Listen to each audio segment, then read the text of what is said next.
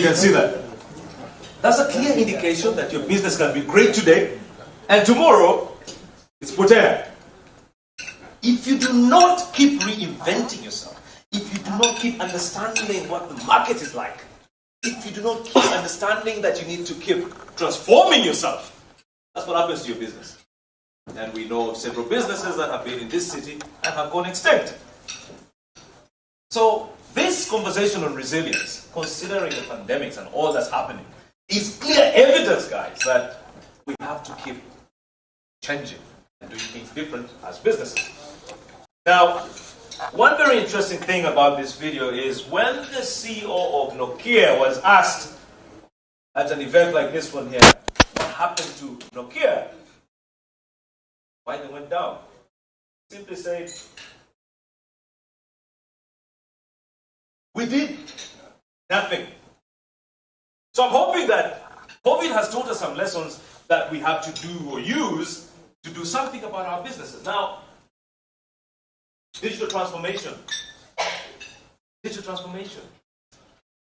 In one of the interesting webinars we had with Kcca, it was interesting to learn that during the COVID period, businesses had now gone online. People were now selling their stuff off Facebook, off social media, which was unprecedented.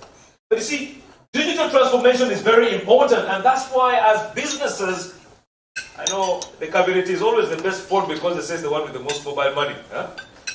But you see,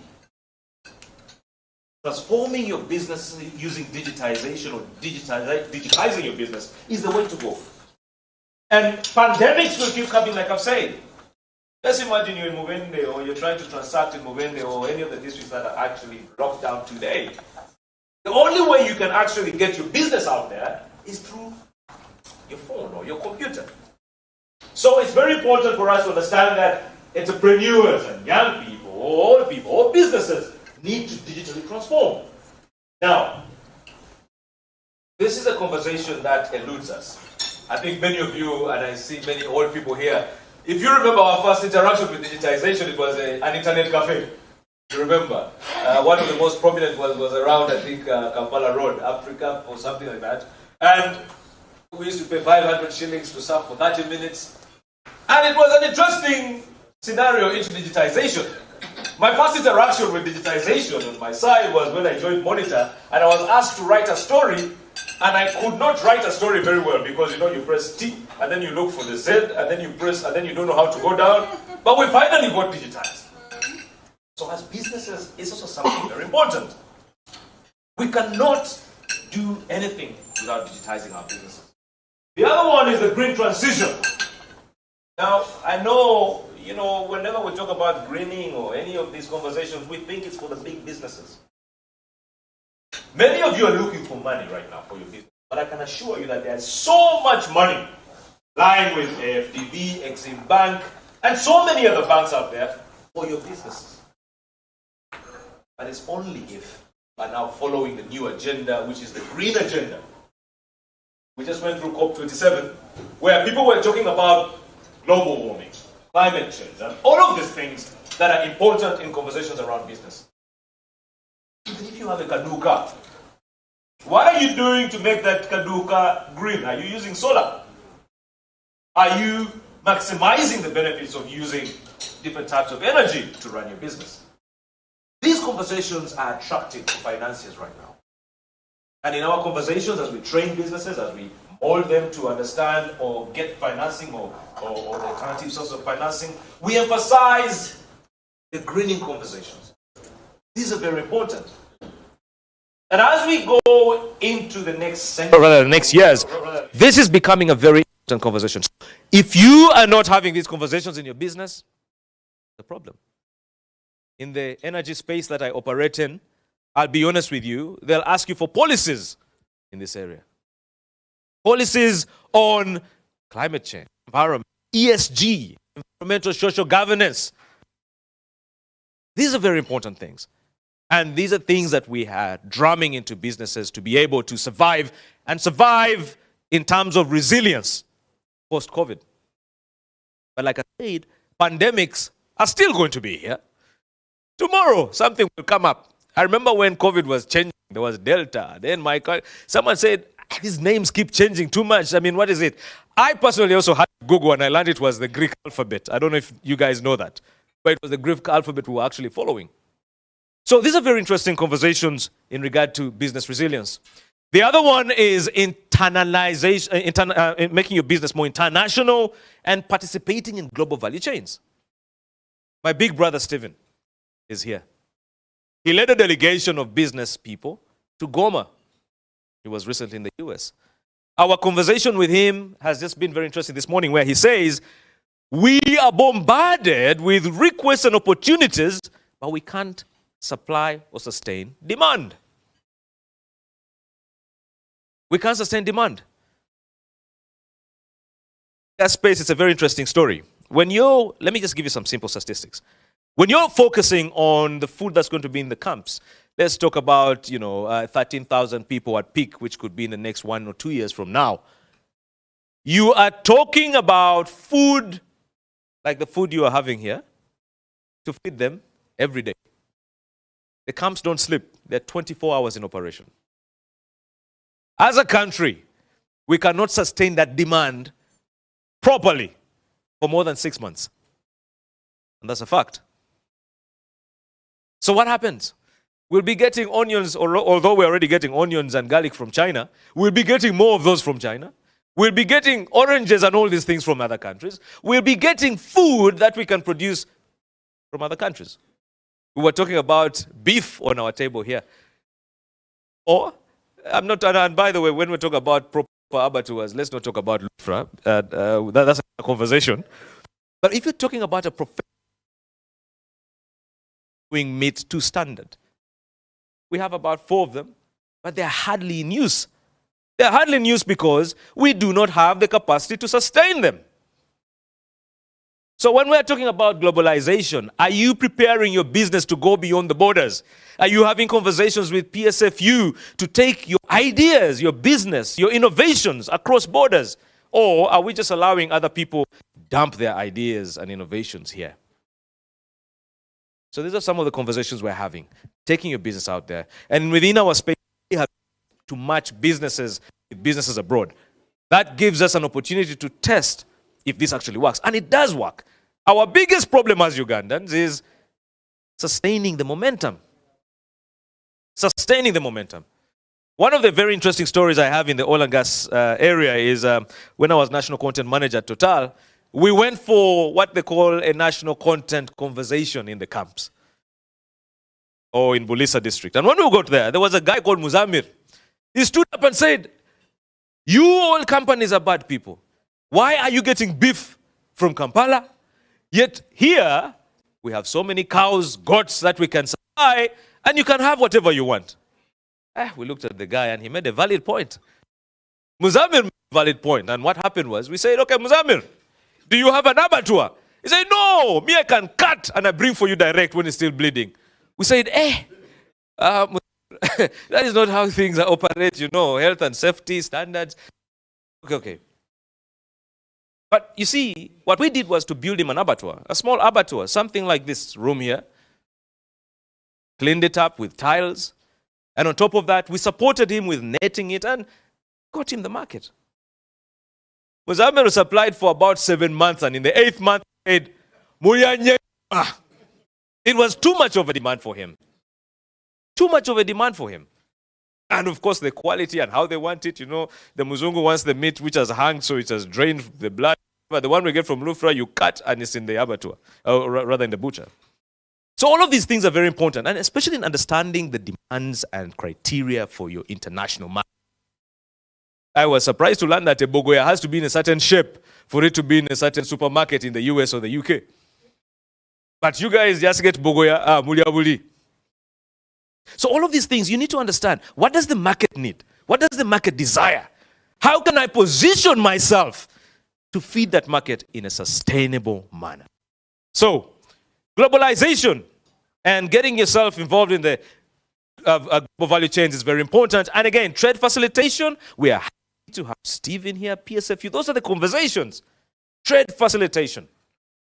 Let's not only operate for Kampala or Uganda. Let's think international.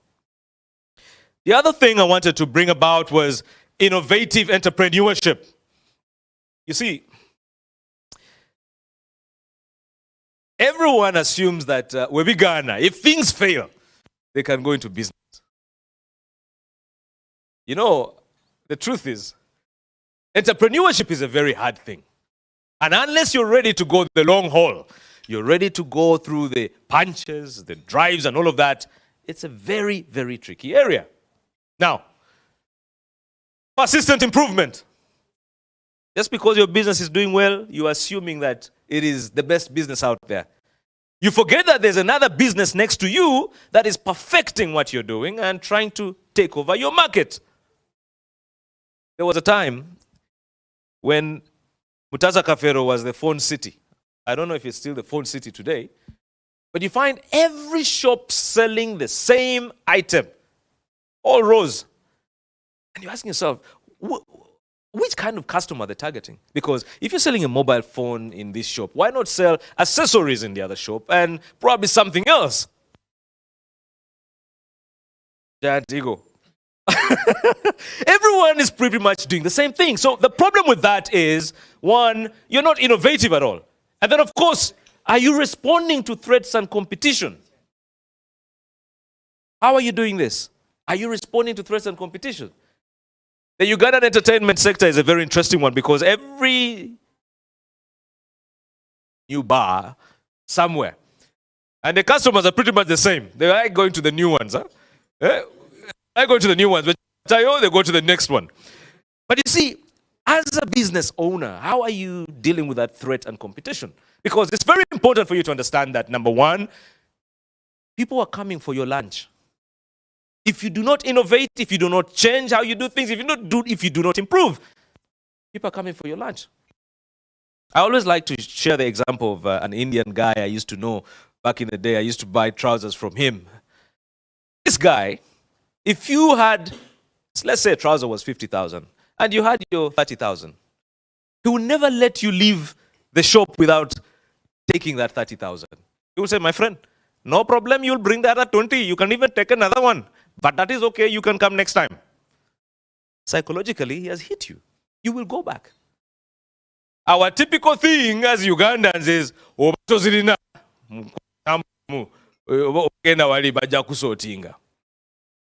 so how you deal with your business base, your customers, that is what's going to actually set you apart. Notice that businesses that have emphasized how to take care of their clients, their people, their customers, these are businesses that have survived. In COVID, you had businesses that were giving out stuff on credit. For the first time, I saw businesses with a human face, giving out things for free or at a discounted price.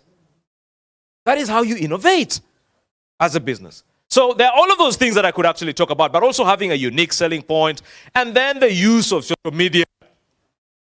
Today, we only use social media, TikTok and all of these things, and Twitter for violence most of the time. Violence. But these are very strong tools that you can use to put your business out there, to sell your idea, to sell your product, and get a great following. We have emphasized this in a lot of our training and our modules at the incubator, and what we believe is that there is power in communicating. Whenever you ask many of the corporate people here who do a lot of the marketing, and I'm glad I can see my sister here, Juliana, this is a fact. Most brands are going away from the traditional way of advertising in the press. Remember those days when you had to put a big one-pager in the New Vision or Monitor or whatever, which could cost you about 2 million shillings. Today, you can pay about 5 social media influencers to push that message the whole week, and it will reach more people than the newspaper. And you'll pay them probably 10% of what you would have spent for one day. So these are innovations that we believe we can use as businesses, especially in the light of the pandemics. The other one is inclusive, or rather inclusive entrepreneurship.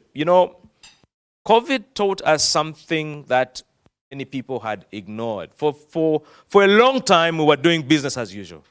We were just moving.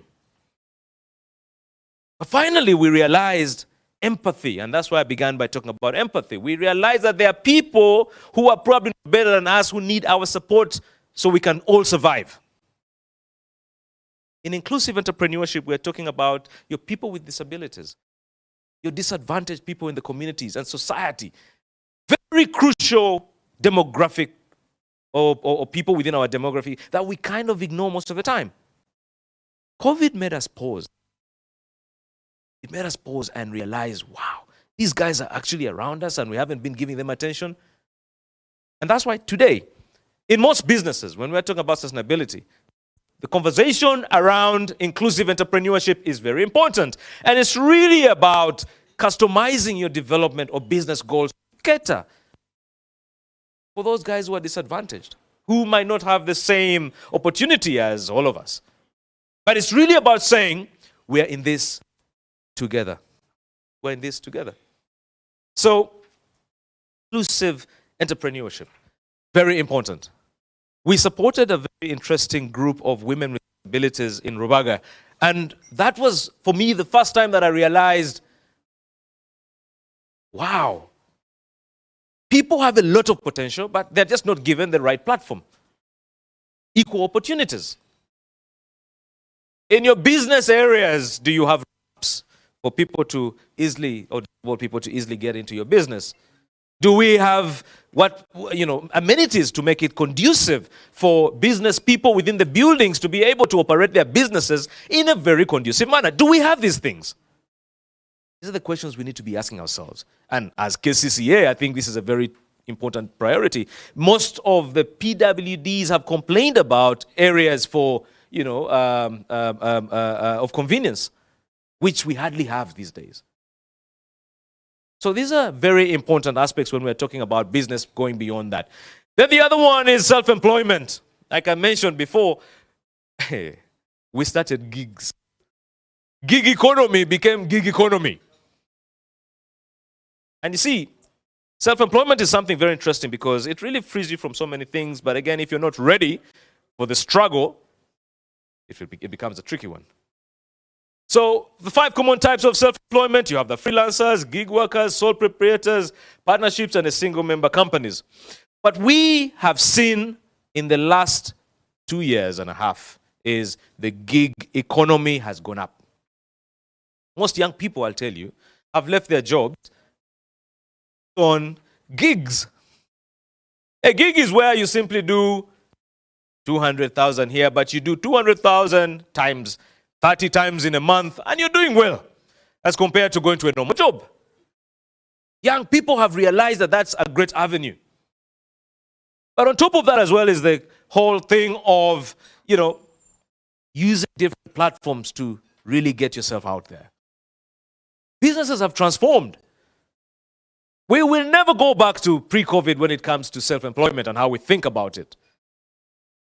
And seen in this space is that a lot of people are getting themselves the right conversations, the right connections, the right networks by just simply promoting their businesses online. So this has been something very interesting, a very important trend. The other one is innovation. And again, providing adequate incentives. And as a country, we really struggle with this because innovation is not something that we are very keen on, especially in terms of promoting it as a government. And I'm sorry if I'm saying it this way, but imagine if all of these young people with their ideas, great stories, and great innovations can actually be promoted to make these go to market. When you walk into Innovation Village or our space here, the incubator, you'll find young people coming up with so many ideas. One of them came up with a very interesting business platform where a business person can control everything on their phone, everything that happens in the shop. Our problem as business people is every money that enters, you believe it is your money. You forget that there's a difference between your money, business money, operations money. You just forget. So Mama Jemba comes with her problems, you get from the drawer, the same money, you give Mama Jemba. You want to eat food, boy, the same money you give. There's no separation between business money and your personal money. And when you see a lot of money coming in, you assume you're making money.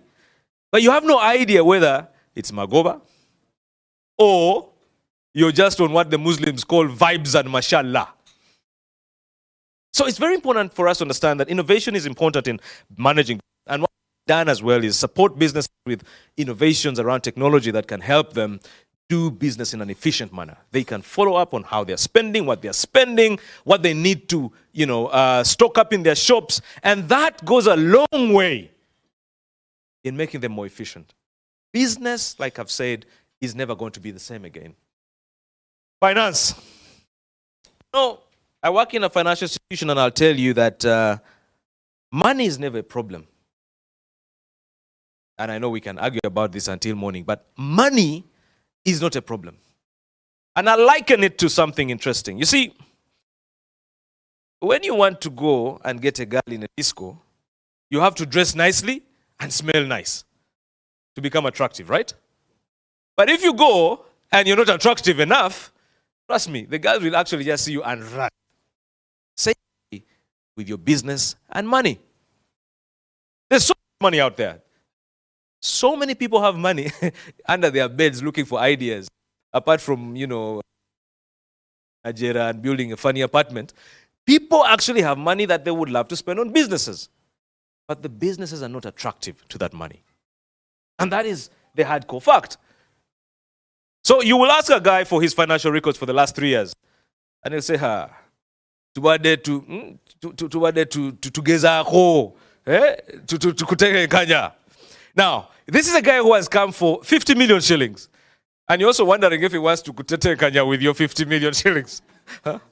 So, finance is available, but it's also about getting our businesses attractive to that financing. Do we have governance structures? In most of our business, what we have realized is the father and the mother are directors, and they are the ones also who do the daily operations. So if the father and the mother fight in the night, the decisions the next day are also affected. Typical. But this is the inconvenient truth about business. Governance. Because today, when you go to any financial institution, they'll ask you about your directors, for instance, or your governance structure. They will ask you about your financial records. They'll ask you about so many things that you've probably not been putting in line.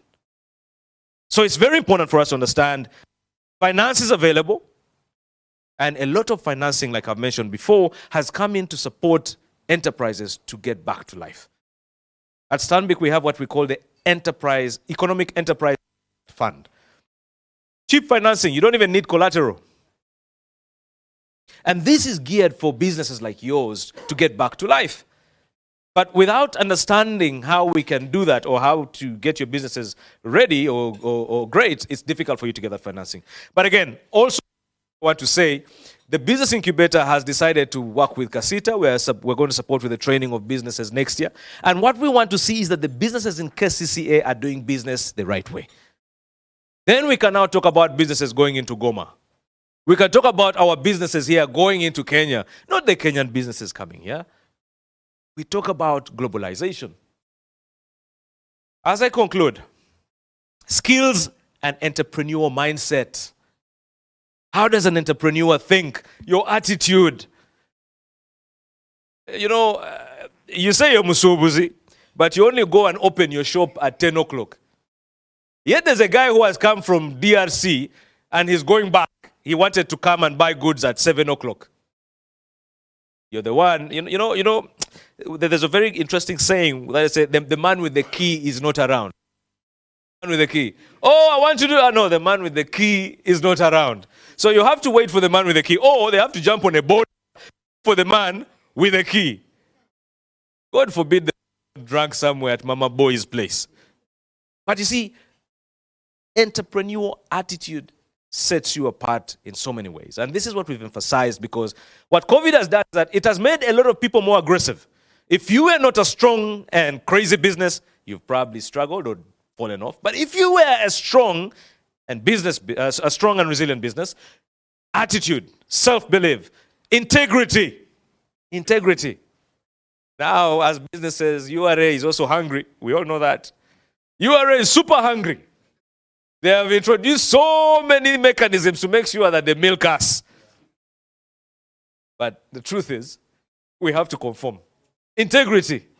Because at the end of the day, it will all catch up with you. I was told that a lot of the new business or tax compliance ways are going to be pegged to the national ID and all of these things. And when you think about that, it's crazy. When you put money into your account, you already get a notification as well that money has entered. Now, unless you have your own bank account, Kcca bank account or whatever, you're finished. But even also that account will also be taxed. Integrity, led growth, perspective, priority, building the future, self-trust, but most important of all, sustainability. Are you building your business beyond yourself? We like to say business ikange. But are you building your business beyond yourself? So that sustainability conversation is very important. But I'll just end with this. And I like this because it comes from a very interesting writer who I read a lot from. It's called Simon Sinek. Simon Sinek talks about the what, the how, and the why. And I'll tell you a very interesting story before I explain this. For many of you who fly, I know many of you fly. My big brother Steven just came back a few months ago of a big Boeing and all of that. If you understand and go back to the history of why or how the plane was invented, there were two brothers, the Wright brothers. And the Wright brothers worked in a bicycle shop, a Kagali. Around that same time, there was a guy called Sam. Sam was funded by the US government and he was doing a lot of his research facilities. He had the press running around him 24 hours to see what he had done new or what he had done better in regard to making a plane or creating the first flight. The media were around him. They were like the influencers today. Everything you do, you get out of the car, he has gotten out of the car. Good car. Yeah, they were around him. On the other side of the country, you had the Wright brothers. And the Wright brothers, from their Kagali shop, they would get spare parts and try to fly. And it is said that they would try out over 15 times a day, trying to fly, fail, try to fly, and fail. One day, when the Wright brothers got the right thing configured and flew, making them the first people to take flight, Sam, on the other hand, because for him, he was about the... Do you know who I am? Attitude actually was not the right attitude. So here you'll see two types of people. The ones with belief, the ones who believe and have passion in their business and know why they're doing it. Because a lot of the time we think it's about money that we're doing business, but it shouldn't be about money. And on the other hand, you had a guy, Sam, who for him it was just about money, the clout, and everything. So let me explain this now. What? And what is really every organization on the planet, every business like yours, know what they do. You know what you do. You do events. You know what you do. Many people know what they do. Few people know how to do it. So you can have a shop, but you don't really know how to sell. How to do it. And some of them will probably be doing it because they hear,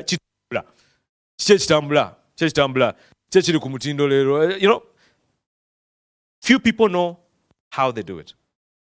Very few people know why they do it. Very few organizations know why they do what they do. Why is not about making money. That's a result. The money is a result. Why is a purpose, a cause, or belief. It's the very reason your business or organization exists. I want to implore you, as you go back today, to ask yourselves, why am I in this business? Because that will also give you the reason and the need to be more resilient, because I can tell you, like I said, We are not yet done with pandemics. Thank you very much.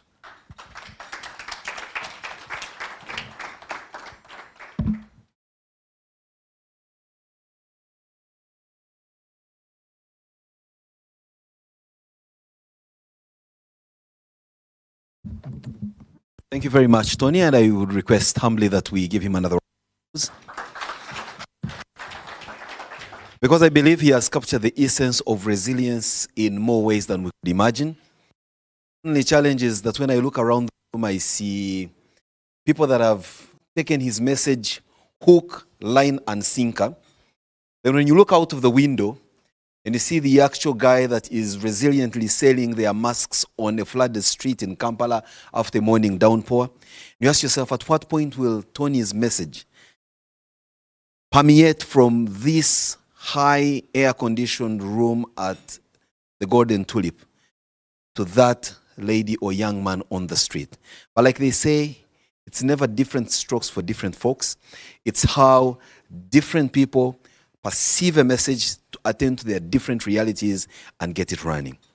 Now at Kcca, from Tony's message, there's quite a bit of challenge in how we are able to facilitate businesses to grow within our jurisdiction. Dr. Kello, you know that right now, as Director for Public Health and Environment, when it just drizzles a little bit, parts of this city go flooding. So what we in the communications team do is quickly to put up an advisory. When the visibility is a bit low and the streets are flooded, wait it out until it's clear so that you're able to go through the pothole-riddled roads and get to your destination. Then when they abide, you say, oh, now that's very good citizenry. Then you start answering questions, but why aren't drainages able to drain all this water? Then I have to go and find those pictures of all these plastic bottles that many of you throw out of your car windows and say, see who blocks the drainages. It's you who block the drainages, and throw out banana peelings. But for how long can businesses and institutions keep on a ping pong, yet you all score in the same goal of development? So as we get Tony's message to sink in, let us also carry on that, what they call it, introspection. What you as an individual are doing that you can act on based on his message. Perhaps, maybe, he also hasn't hit the nail on the head. Because there's also the adage that folks like Tony, who speak so emotively and give all this wonderful advice on business resilience and how to perform their businesses, give them a business as big as Akaduka, he keeps making reference to that, and then the rubber reel hits the road. You begin to realize that what you know from business books and MBA classes and wonderful symposia such as these is a total disconnection from the realities on the ground. But he makes very important submissions, from which I believe that the panel which I am going to invite right about now will happen and set the stage for a plenary conversation from all of us. So we have 3 members that are joining us here, although the chairs are from my mathematics, 6. So in essence, every panelist in order of height. Dr. Okello is the Director for Public Health and Environment at Kampala Capital City Authority. Dr. Okello, most welcome to the panel. This gentleman and his directorate have been leading the Ebola. They took quite a bit of experience in handling the COVID city. He also was on the big national task force, so he knows quite something about pandemics, the reaction and interventions of governments and other bodies in terms of stemming those pandemics to allow the populations to thrive. So he's here to give insights on this conversation in that regard. Then I have with me, now I don't know who is taller than the other, but let me just take a gamble. I'm going to use my heightmeter here and see, okay. Stephen, let's assume you are taller than what you actually are. So Stephen Asimwe is Executive Director at the Private Sector Foundation of Uganda. Stephen has previously led other government institutions like the Uganda Tourism Board, places which have high-octane business engagements, but also which are extremely sensitive to the volatility of situations such as pandemics. So Stephen is coming to share with us perspectives from where he sits as a government enabling foundation for businesses. Stephen, most welcome.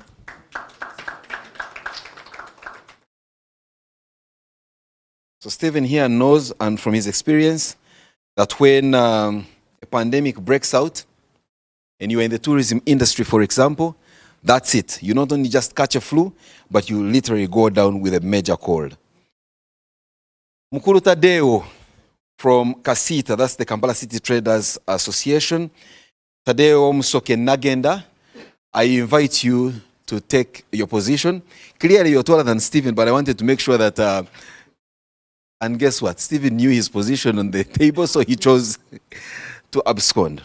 Now, as Stephen prepares to join us on the panel, I will now take the privilege of standing at the podium so that I'm able to invite the panelists to come and share with us. Now,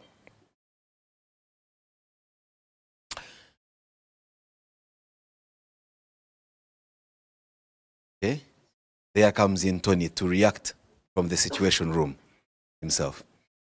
Great. Now,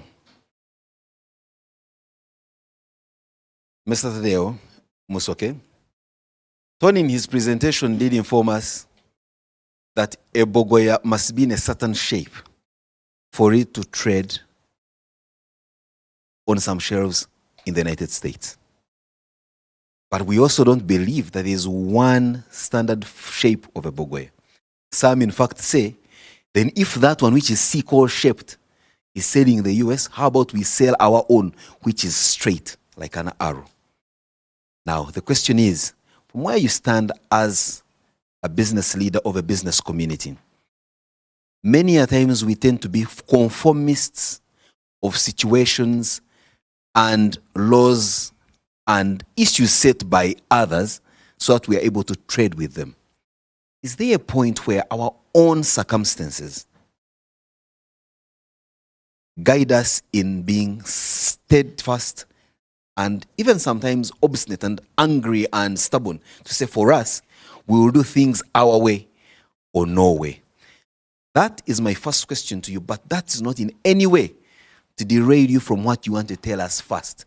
Like the born-agains will tell you, and no offense to those who are so religious, they will tell you that Jesus is the answer, no matter the question.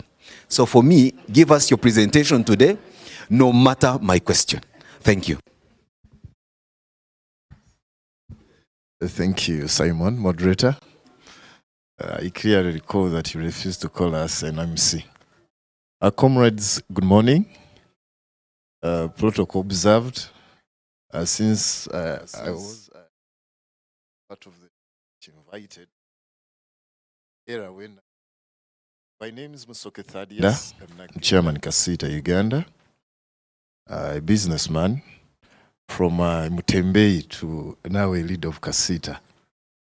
I'm so humbled to be part of the panel which is going to present this morning. For sure, Simon, your question is very tricky. But given the fact as a business leader, I'm going to try and see if my presentation can answer that first. Comrades, you find that as Kcca before it was known to be the great organizers of strikes. So when I came into office, it was a very trying moment. Before I was the Secretary General of this association, and then one of my bosses died because of COVID. It was so a very trying moment.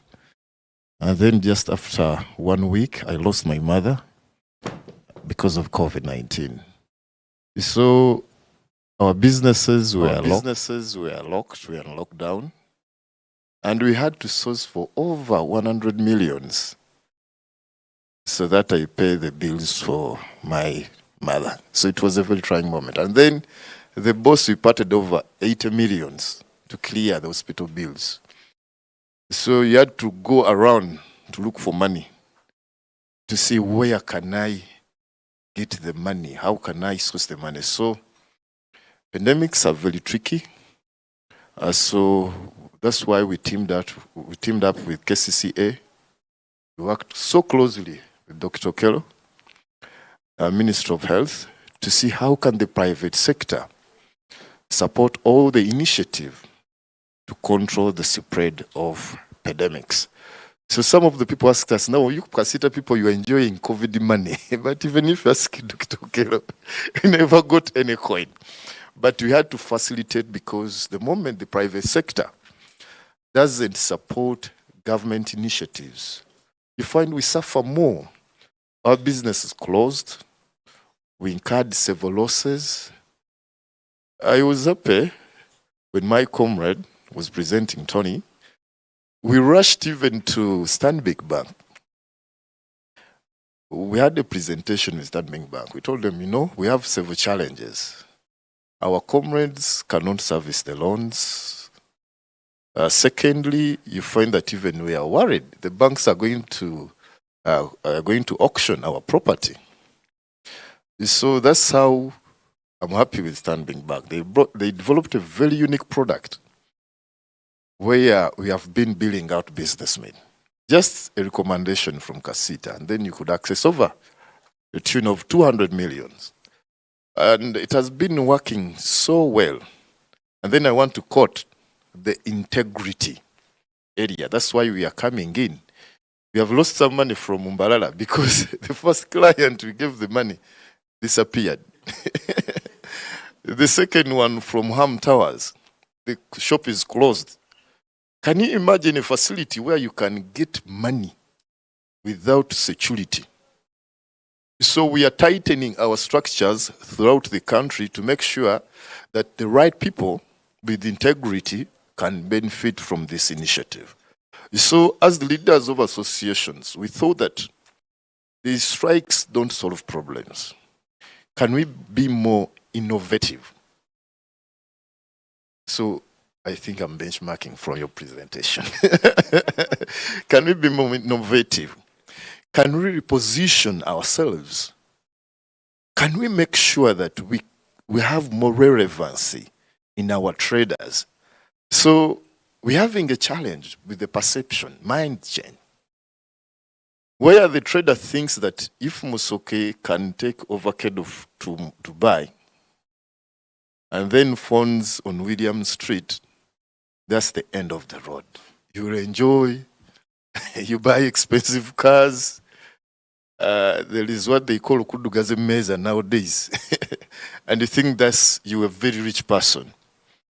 So when I came into office as Kcca, we decided to make several partnerships to make sure our traders benefit from several initiatives, like for Stanbic Bank.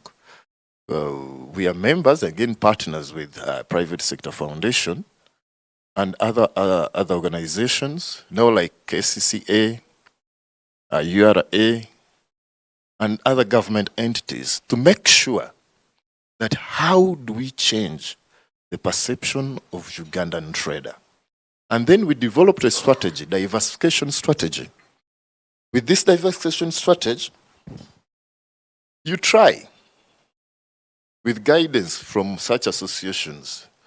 And then we had to form a special desk, a consultation desk, which can avail enough information to traders who feel like you need to diversify. And then we are promoting nowadays agribusiness. You can ask how can now Kcca promote agribusiness? But it's profitable. Personally, I've diversified to the extent of schools. I'm investing now in hospitals. This week I'm watching one of my hospitals, medical centers in Mukono. I opened a bakery to see that, yes, my shop is still there on William Street, selling TVs and radios and phones. But again, even venturing into agriculture. So with this unique setup, in one way or the other, this model has helped me survive during even COVID. That I used to supply things from my stores, and at times when I have such presentations, I'm so practical that I had to bribe the guards, the security guards at some arcades so that I can get some stock and deliver to my clients for survival. So with that, I saw that if you put all the eggs in one basket, you cannot survive.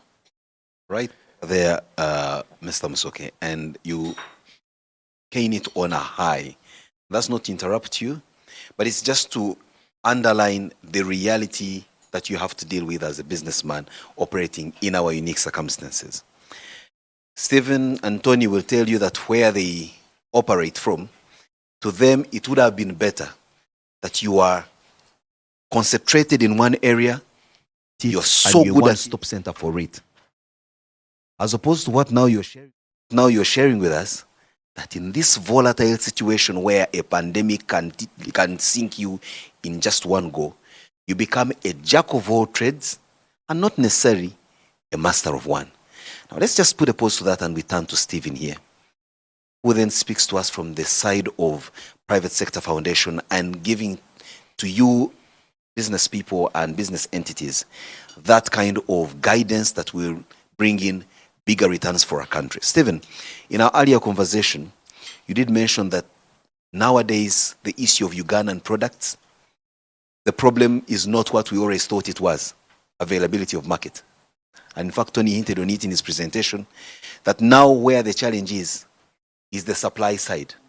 That where you have markets for our beef, there's not enough animals in real sense to satisfy the demand for beef, as Muzamir of Tony Otowa's story indeed indicated.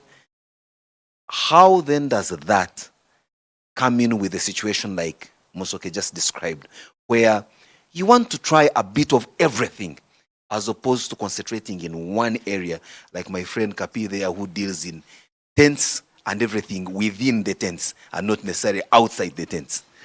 Over to you, Stephen.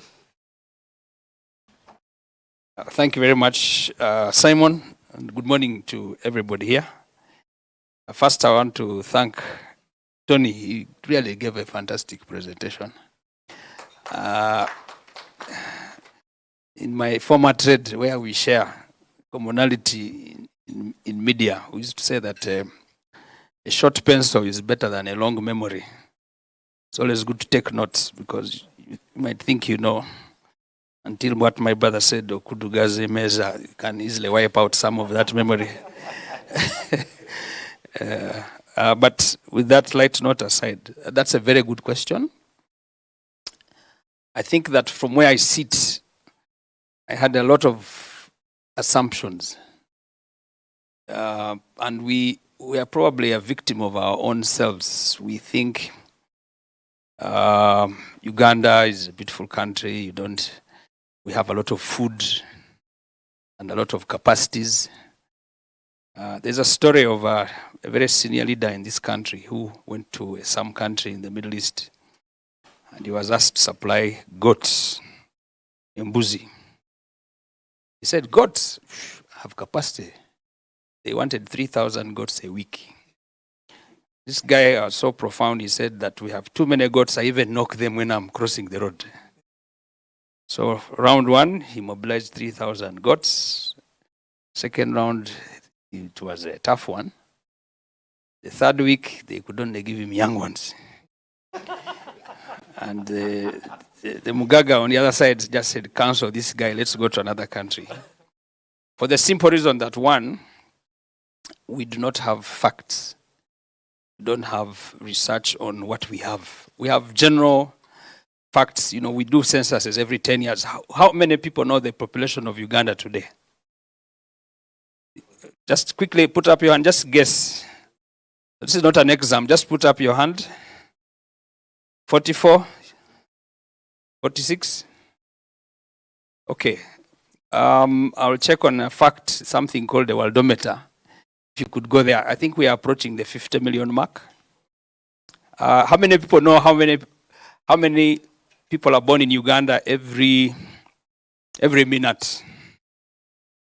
So this worldometer is it's an app which monitors birth rates, but it says that one person is born every 18 seconds. So the quick question here, before I get it lost into research, is the fact that we need to take count and stock of what we have before we make decisions. So we've been going as PSFU. One of our key result areas is to create markets for our businesses. And we've been going with all of you here on this panel. So we've been to the DRC, we've been to South Sudan, we've been to United Arab Emirates, we have been to Somalia now, good market by the way, United Arab Emirates. Our teams are right now in the US, in Chicago, and largely doing this thing. And so what we've discovered is that along the way, we have not been able to manage the supply side. Like Tony said, we have some 4 world-class abattoirs in the country now, with capacities of being able to do 500 tons a day. I've gone through all of them, and the proprietors are saying we don't have enough beef, don't have enough cows. Secondly, those of you who know, the doctor knows this, if you know about beef, it's about standards. It's about vet standards. Is the cow sick? What is the weight? What is the fat content? Does it have a history of tuberculosis or whatever it is? So there are those really, really serious issues to do. So we can't now enter serious markets because the issue of traceability, the issue of standards, quality are very important. So we are in Kinshasa, and we go to the supermarkets and we ask them how much is a kilo. Kilo is anywhere between 80,000 to 100,000 shillings a kilo in DRC, in Kinshasa. Kinshasa has a population of 18 million, 3 or 4 times the size of Kampala. Good market, 5 flights a week by Uganda Airlines we can access. These guys are saying, can you give us 1,000 tons? They want 1,000 tons, which abattoir is not doing.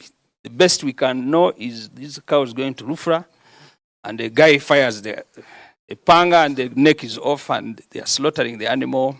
Standards issues, I leave that to Mr. Cases here. but clearly we need to establish the real facts. How many tons, how much capacity do we have to be able to supply that?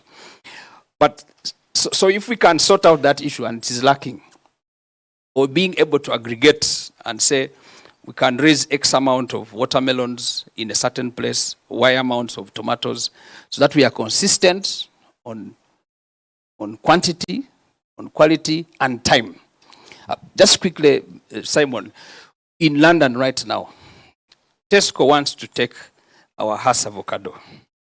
They want these 1,000 tons every week. They want it at 5:30 a.m. to have left the airport, so that then their supply chain system can hit all the supermarkets, 1,000 by the way. So there are those little bottlenecks that we need to manage very, very early. But as I close, you asked a very important issue of the sustainability of businesses. I have been a victim of sustainability. I used to publish a newspaper, but because we refused to research and to change, these guys in social media hit us, and because we didn't have a web-based paper, we were still selling newspapers. My business, which was in 6 countries, crashed, and it has never recovered again because I didn't change on time. So I'd like to advise, 1, learn to be innovative. But 2, diversification is important. One thing can kill you, as we have seen in the COVID, people in tourism, people who depended on, strictly speaking, hotel accommodation and tourists. The moment they shut down the skies, that business died. Now, what you are doing is very important, being able to diversify so that you have something to fall back to. Thank you. Thank you very much, Stephen. I think you really encapsulate what many people think. And you see, I'll also give you my personal experience before I call on Dr. Kello. During COVID, I listened to very many motivational speakers, and one of them said, until such a time when people are able to download food from their mobile appliances, the business of creating food is still very viable. So I also went out of my way and opened up a bakery. Stop right there until the war of Russia and Ukraine came, and the price of wheat showed me who's boss. Dr. Kello, when pandemics such as Ebola and COVID, over and above the disruption of just the fear of death, there is always, and we've seen it with COVID, many people thought, rightly, and the jury is still out there, that Uganda's interventions were akin to using a hammer to kill a fly. That the rest of the world seemed to be open for business, or when they closed momentarily, they opened faster than the Ugandan economy could open. And in all his speeches, His Excellency the President referred to you, the scientists, for having advised him to stay the course of what he did. And because you scientists, by your own nature, and I'm not going to bring about the debate between social scientists like myself and you, the scientists, is to say that many a times you possibly are more interested in delivering on your scientific standard operating procedures at the expense of the realities of businessmen like Musoke and people like Tony and Stephen and everyone in this room whose livelihoods possibly depend on day-to-day trading and interaction. Do you feel you possibly also shoulder the burden of killing businesses in circumstances where possibly you would have relaxed a little bit to allow them to thrive? Thank you. Thank you, Simon. Morning, ladies and gentlemen. And thank you for honoring our invitation as Kcca. Simon, I'll start with probably with an event that happened. During the COVID pandemic, one of our challenges, as we say, okay, you've said you are the scientists, was, there's the issue of life and livelihoods. So what we did, and this may be the first time this is coming out, we had a matrix, and the matrix was looking at, it was a risk matrix. So we looked at all the sectors, and you are grading them according to the economic impact and the risk of that activity to life and the available mitigation measures.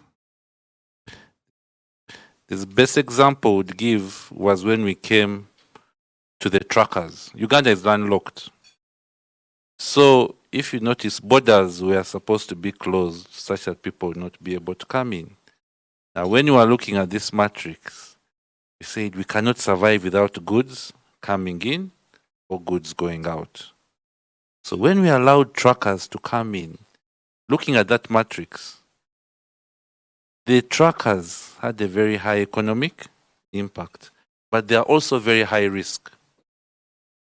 So that meant that you need them, but your mitigations would have also to be very stringent. So the truckers came in, and when you started getting cases from the truckers, what did the population say? You people, can you be able to stop those trucks from coming in? But they forgot that these trucks were more or less our livelihood, because that was where we were surviving from. So the balance is not as easy as it is there. But again, as you said, and Juliana, you'll help me here. When some of the industries, we actually went out of our way and sat with some of the sectors. So I remember we sat with the beer sector, those ones, and I don't know why I was made the lead, but either way.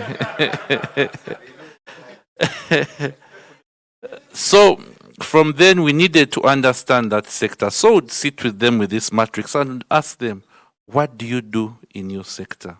What are the things you can do to make sure it can operate safely? So the solutions would come from them, then us would rebut from the scientific side. Case in point, we'd say, okay, if you can be able to do this, let us move ahead. One where people say that probably took a long period of time was schools. Earlier, about April 2020, the conversation came in, can we open schools? So he said, if you are to open schools, we will need to test everybody going back into the schools, not such that those who are going back should ideally be free. But there are also the schools, so you need to open up the transport sector. But there are also students who are out of the country who will need to come back. So you have to open up the what? The borders. But when they're in school, they need produce. So you need to open up the what? The shops. So what mitigations are you going to do? You cannot come back with all. Said, okay, so are we opening up the whole country? If you have to open up the whole country, Yes, we know that probably 5% of the people will actually have severe disease. And you can have up to 10,000 cases a day. What's 5% of 10,000? It's about 50, eh? So you're going to have 50 severe cases. Those are 50 ICU beds on a daily. Do we have those beds to be able to do that? So what do we have at hand as a country to respond to that? So that was where now the decisions were being made. Now the opportunities, as you're saying, for business. When you had our first COVID case, one of the things we needed was sanitizer. I placed an order with Saraya. You know Saraya is in Kcca. And they told me, doctor, you're going to wait for 3 weeks.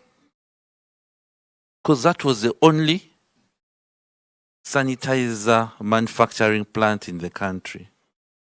In a period of about 3 to 4 months, I think we had about 50. Why? Because we were able to convert all those manufacturing spirits. Spirits about what, 40%? Now what do we need? About 70%. So it was easy to convert to make sure we can be able to move in that direction. Now lastly, again, as you're saying, resilience. Resilience is the ability to recover pretty fast. What do you have in your company to recover pretty fast? One thing we noted in the businesses was it is easy for you to have a very big risk department focusing on how will I lose money. But businesses, organizations are made out of people. Eh? Nobody was thinking, how can I protect my people? Many were saying, I'm losing money, but how do I take care of my people? So each time we made the businesses, we're like, how do you take care of your people? When Ebola came, I called actually my friends in 2 sectors. Called a friend who was a CEO in a bank, and I told him, you know what? Your tellers behind the counter are dealing with people every day. Unknown risk profile. Don't know where they are coming from. What are you doing to be able to protect them? I said, we are giving them gloves to use for the money, to count the money. I said, no, you're actually spotting the virus everywhere. Why don't you just put sanitizer there? The next person I called was in the soft drinks. I said, but your company, you have a distributorship system. And I bet you're in Kasanda and Mubende. When you distribute and your trucks are coming back at the end of the day, what are you doing to the drivers who are actually coming here? Doctor, we haven't actually thought about that. So again, for the businesses, how are we protecting the people? The president is the United States, as he was there. The Secretary of State announced something very novel. Americans are going to start what they are calling global health diplomacy. Right now, they are looking at global health security. Now they are saying global health diplomacy. Why? Because they are realizing that pandemics by nature are also, in quotes, a security risk to both humans and businesses. As businesses in the urban space, and that is where the future epidemics are going to hold. How are we looking this as a risk and mitigating early, such that we can build resilience? That's something we need to now put as part of our business process and generally the survival of the businesses. Thank you. Tremendous. Now that's Dr. Okello for you. Swinging into the depth of how decisions were being taken for the activities that many of us scoffed at and said the president is possibly shutting down the country. He doesn't really want movement because of the politics at the time and the like. But talking about which, Tony did mention something about the character. That in fact, when I am a small entrepreneur and my first deal goes platinum, rather than plow back the business money into the business to grow it, now I must show the world that I have arrived at the point of success. And so, for example, if I'm a contractor for roads and I get the first contract, the money, instead of mobilizing equipment on the road, I'd rather buy a big SUV so that I live and appear the part of a contractor. And many a times that has hampered businesses. And now that we are here in this room, I can share with you something because I see my friends here who may not necessarily have come to listen to what is being said here, but I have complaints to issue and share with Kcca, roads being one of them. The mayor of Nakawa is here. Your worship, we welcome you. There is that road right above Nakawa Market that passes by Legends, which creates a gridlock. Now, friends, that road was given to a local entrepreneur to work on it in February last year. The contract was signed in February last year. By now, the construction of that road should have been completed. But even the culverts that were brought by that contractor have not been placed in the ground. So the road is a cattle kraal, to mention but the least. Now, we have over 288 million US dollars from the Africa Development Bank that is meant to kickstart a project we've called Kampala City Roads Rehabilitation Project that is going to have about 69.7 kilometers of roads. Now, in a city like Kampala, 69 kilometers is a very long stretch and many roads. Just an example, the Winton Road is less than 200 meters or thereabout. So when we talk about 69 kilometers, those are many roads. All these roads in 5 lots, the contracts have gone to foreign contractors. Chinese, to be very specific. And when we announced these contracts, there was cry and hue. Why don't you bring our local businessmen and give them these contracts? And we give them the example of that contractor in Nakawa, who in fact, I think, there is some administrative sanctioning for them to lose that contract. Because it's been 2 years and the population is making noise. Good enough, my friend Juliana is here from the brewery. I also may wish to make this announcement to you that Old Port Bay Road, Spring Road, and Port Bay Road are part of that Kampala City Roads Rehabilitation Project. Just to create a mental image of what it will look like in the next 36 months, it will have 2 lanes on either side with an island of flowers in the middle. All the junctions you know, like the Bugolobi T junction at the MTN switch, will be signalized, and the roads will be made from the Wampeo roundabout up to the Port Bell Pier. How about that? Those who are not clapping, I know, are from Salama Road. That too is also part, it's in lot 4 of that project. The Salama Road, the contractor is yet to be forward. I think the contracting will be done in January.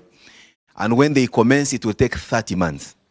Those who are not happy, I know, are from the Chitezi Road, from Gayaza Chitezi. That too is also part of this project. So there's going to be quite a massive flow of activity. But why did I bring this announcement to make? And before many of you come in to say, you know, you've seen it on trucks. There are always those mottos on trucks. Twandikoze na yabo. We would have been successful in our businesses, but Kcca, we have our cars, but the roads are not car-worthy. Yet the police tells you your cars are not road-worthy. And then you look at the road is not car-worthy. So it's just to tell you that on where we sit as Kcca, it's a struggle, but we'll try to make sure that we create an enabling environment for your businesses. Now, turning to you, Tony, what do you say, going back to my earlier question, to the mindset and behavior and character of our entrepreneurship spirit? When do we begin to eat our eggs as opposed to allowing them to brood and hatch into chicks for more chins?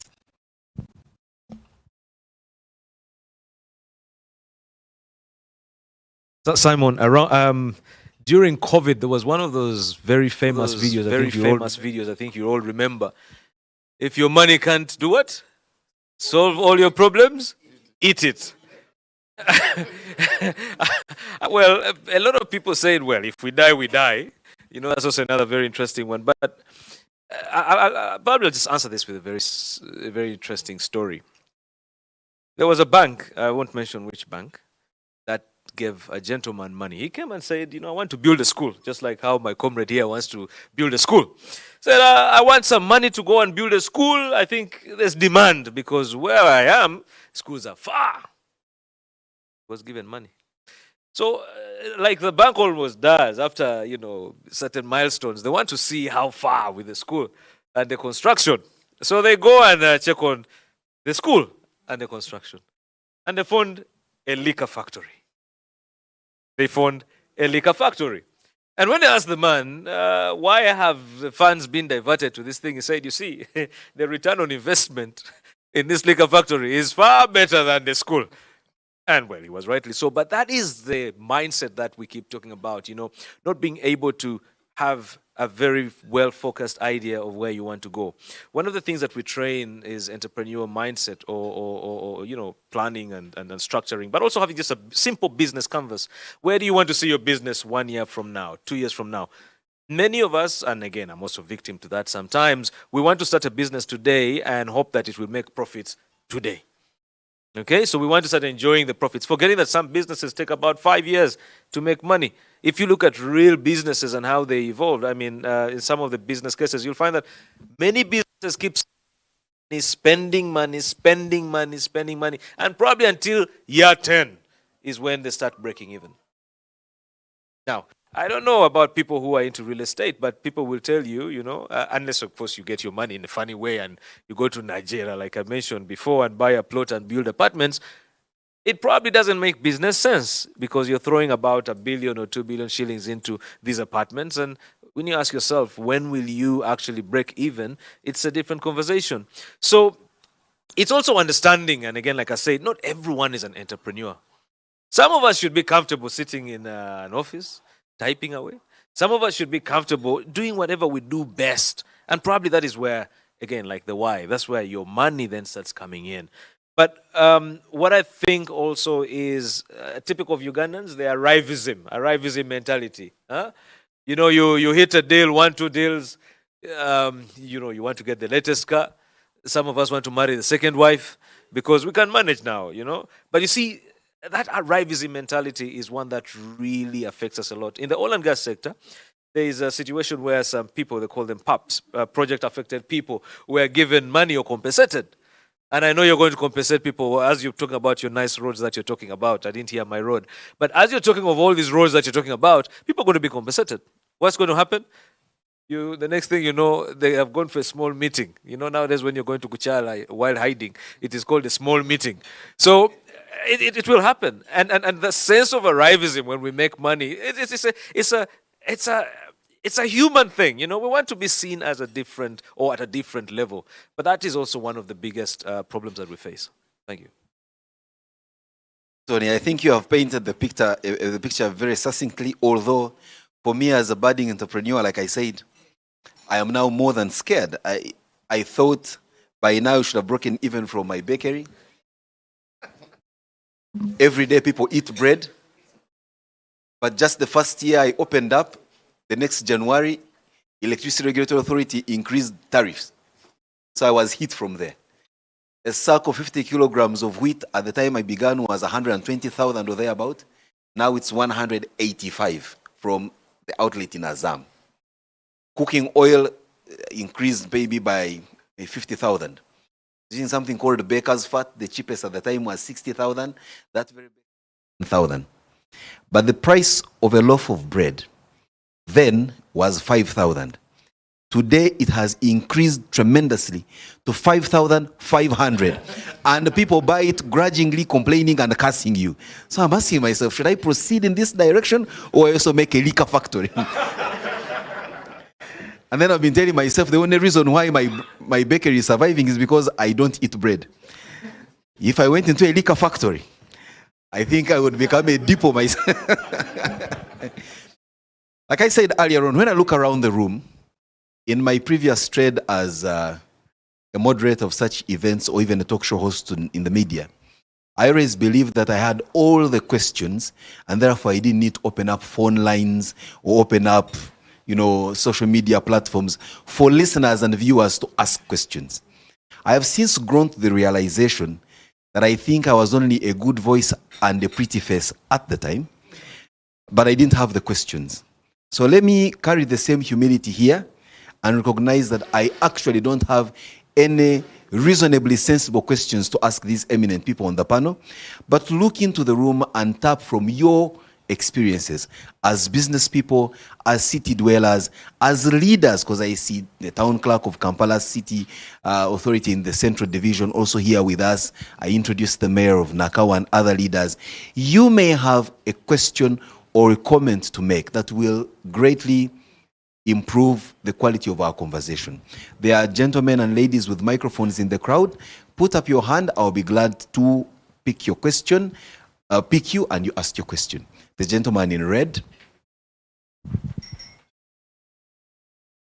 Then we'll go to the one in blue. Good morning. My name is Paul Mokeke. I work with John. Thanks to our panel. My comment is related to something I'd love to hear a little bit more. This conversation. This is what role does the insurance sector play in this conversation? How is insurance?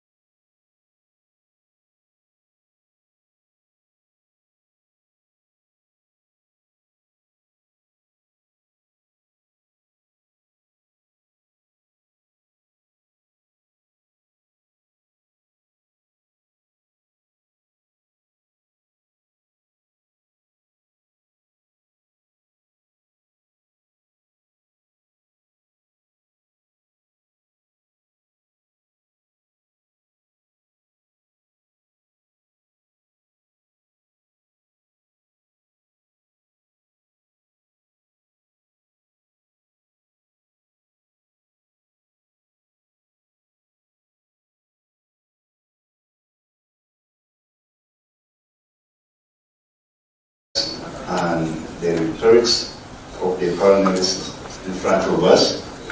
But I'm looking at that we are looking at the soft bit of the environment that we are dealing in. For example, when the director said, like, give an example where the fountain for fauna is at the moment, vis-a-vis the environment where we live in. You took a sample of Bubo, that is built Uganda, and by Uganda. When you also gave an example of protecting the human as a resource. Indeed, when you look at in every sector, we find that human as a resource is neglected in one way or the other. You find that we are looking more of having a profit, but putting aside a human as a resource. If I go back to Bubu, I can give you, if you look at all the offices, or even from the institution where I come from, let me say like Kcca, because now I'm a personnel from Kcca, I'm a speaker, you find that most of the resources, the furniture, the computers, are resourced by the foreigners. So when are we giving an opportunity to the inhabitants such that they can develop? I'm seeing the personnel from the private sector foundations. I'm seeing Kcca. When do we come in such that when we talk of something, they are put into practice, they are improving and developing our environment. Then to the protecting the human as a resource, this is a broad perspective. When we are protecting a human as a resource, it starts from the prevailing laws.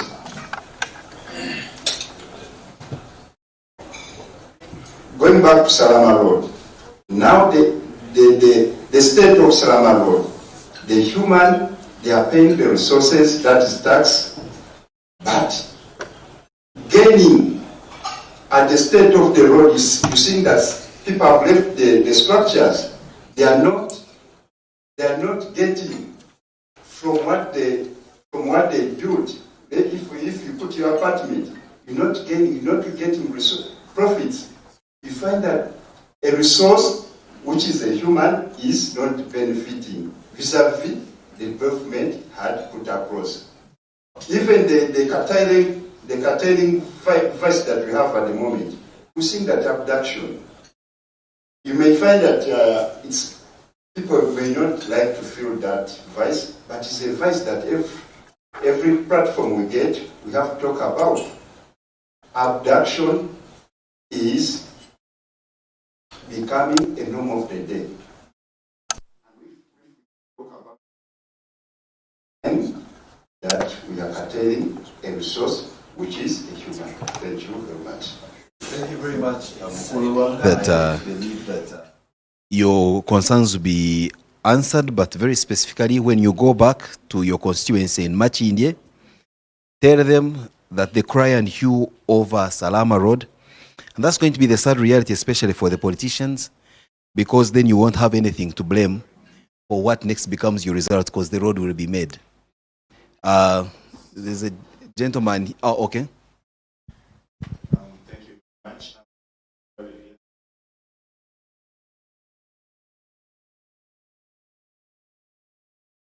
First of all, I want to thank my brother Tony Otoa.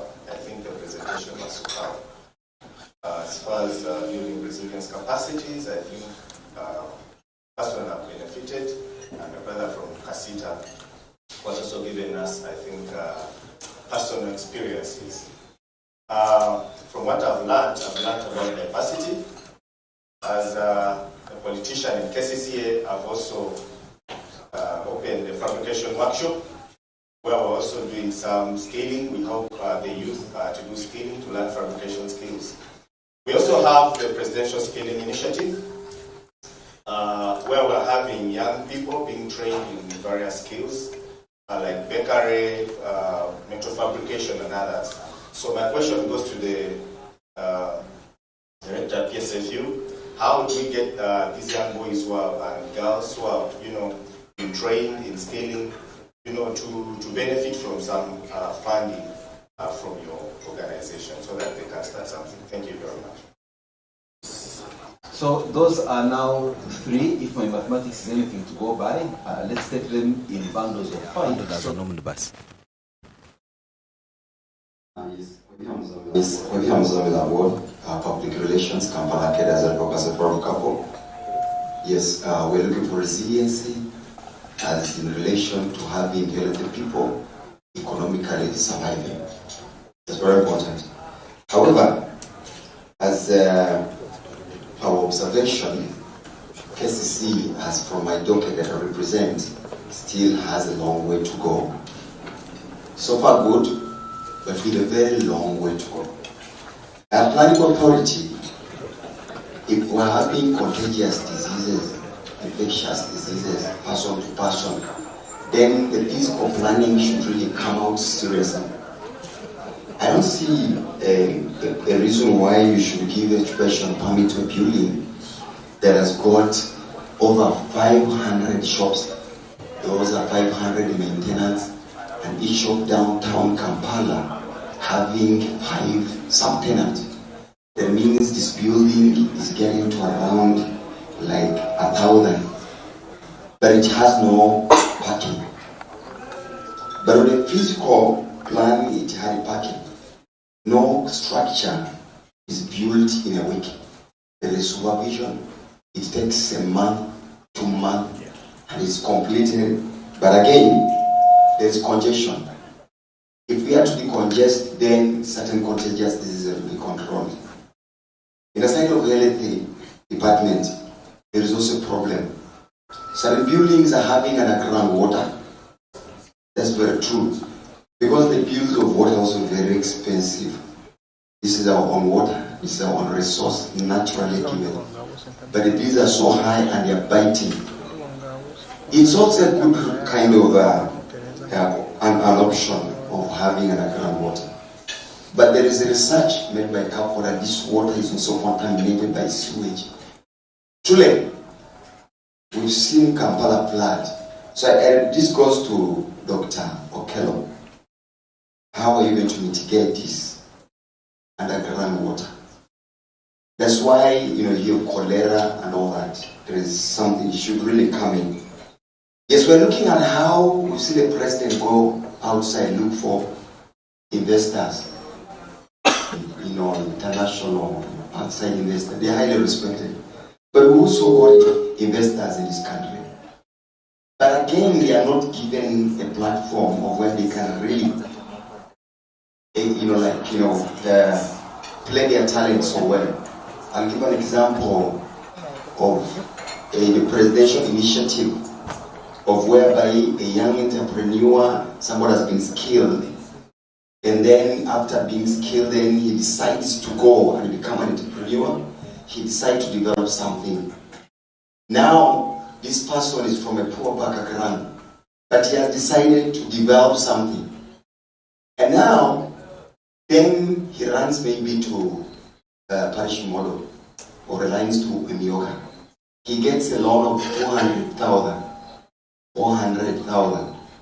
But again, UNBS comes out and say, to give you, because like it's on record, micro and small scale, UNBS wants 500,000 for each brandy somebody produces. The president has helped this person to skill himself.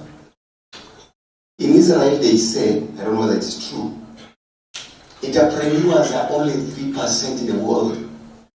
Some of us here are employed, but you may have a lot of money on your account. But still, you see, when you leave one job, you don't want to go in entrepreneur. You want to look for another job, but with a lot of money. And leaders are only 4%. I want to show before even they ask people certificates here or there, transcripts. And they say, who should lead us? People point at somebody. Now that means these entrepreneurs, there are certain kind of, boundaries. So for the benefit of time, the ability of our partners. And also, we should really come in seriously. So, in the interest of time, thank you very much. The mayor of Nakawa, I close because that will be the fifth comment. And since you are the mayor, please understand that you're in central division, so make your remarks or questions very short. Thank you. Thank you. I'll try to be resilient in the face of the strict restrictions you've imposed on me. I greet you all. My name is Paul Mugambe, the mayor of Nakawa. First, I would like to thank the organizers. It is really very important. It's really very important. I think we would have had it even before this. I thank the presenters. It's been wonderful. And now, some issues have come up in the presentations.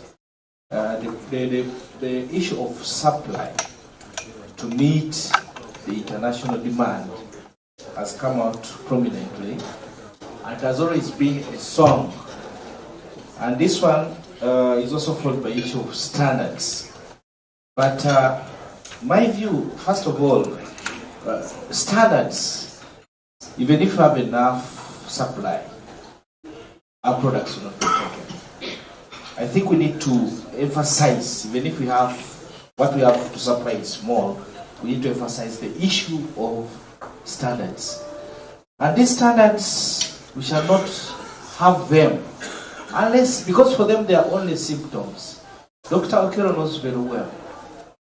The standards are very well laid down. Here in Kampala, if you have slaughtered an animal, if you have to do what. But they are not adhered to, largely because of corruption tendencies. You find cows brought in Lufula or in these abattoirs sick, to be offloaded from the vehicle and slaughtered and put on the market because someone has been given into kidogo. So before we think of this, we need really to go down and fight the issue of corruption. They need to also lead to us having trust internationally. But where we have corruption, even if you say it's like COVID, sometimes people forge even the results, and sometimes even our result certificates are questioned. So corruption, we should fight it. Then the supply, you say the supply is not enough. Let us supply what we can. Because supply on the international market is a contribution. And that's making contribution of 2% to a given product.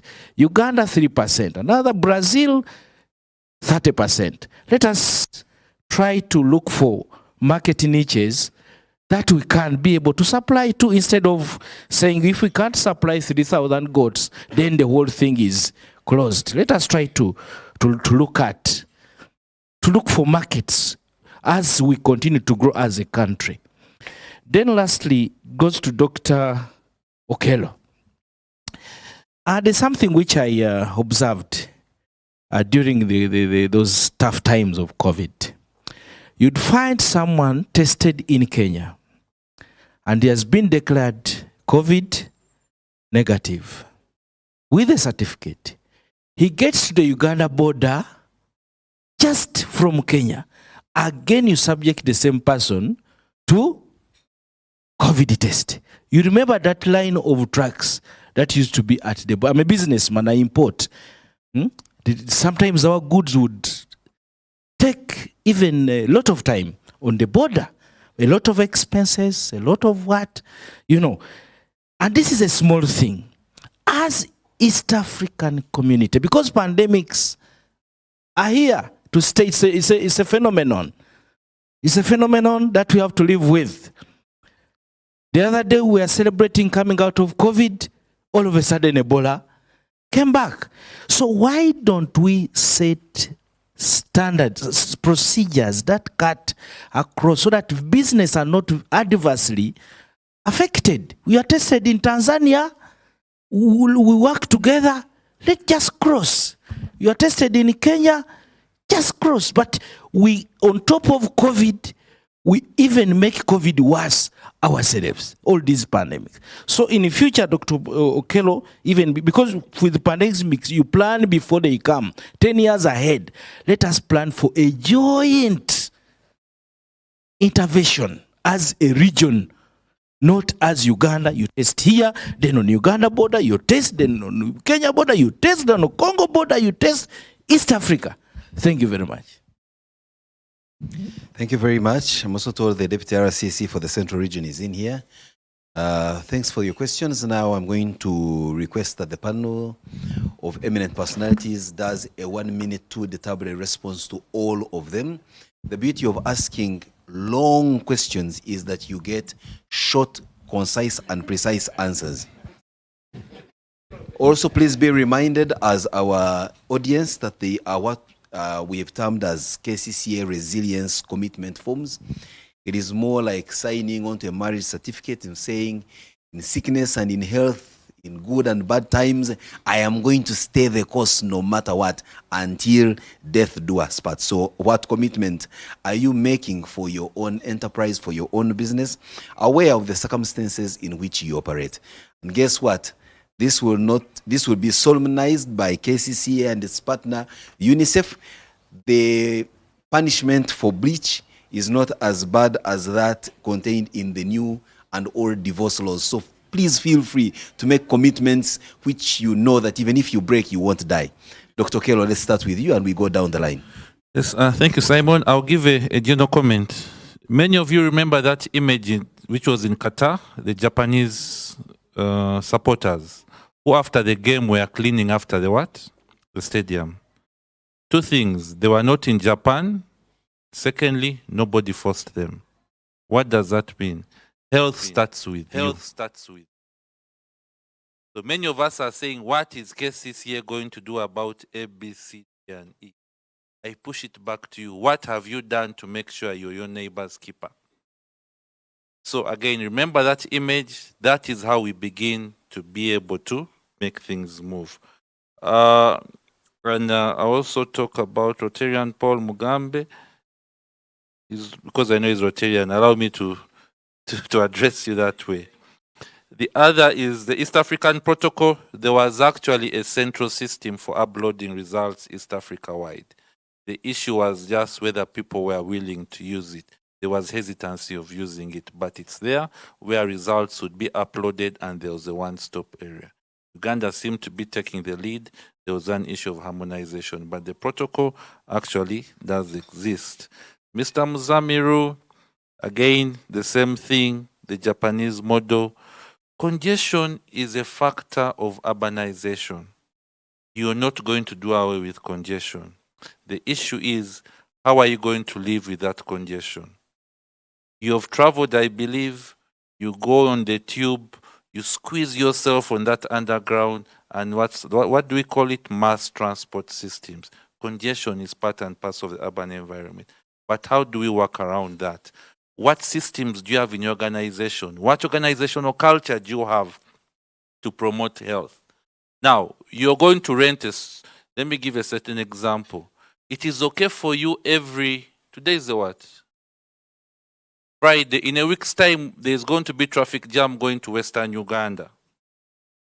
After Lukaya, people are going to do what? Be throwing those things outside their cars. How many of you are going to stop and warn somebody in front of you, or you're going to joke about it? What are we doing? We are normalizing illegality. And that is a part and parcel which is becoming part of our system. We are calling it so many names, but it starts with us. So my message is, as you're driving up country, if each of us stopped any of the cars in front of us, be sure in the next 2 weeks it won't happen. Why? Light a cigarette in a taxi today. Will you last 5 minutes in that taxi? You'll be thrown out. Why can't we do the same for what other people are doing? Mr. Muzama, you're actually a leader. Why are there 5 people in that area? Why do you go and rent in that area yet you know there are actually 5 or 4? Why do you build in a wetland yet you know that you're going to spend more money? Why does the architect allow to actually do those plans inside there? So again, insurance, it's also one of the mitigations, but the challenge is they create products. It's also an industry. It needs to make profits. So the products will tend to see where they can be able to make money. For COVID, it was challenging for most insurance companies. Costs were high. Trying to get the premiums to be able to offset the costs was difficult. If you notice, they would give you exclusions.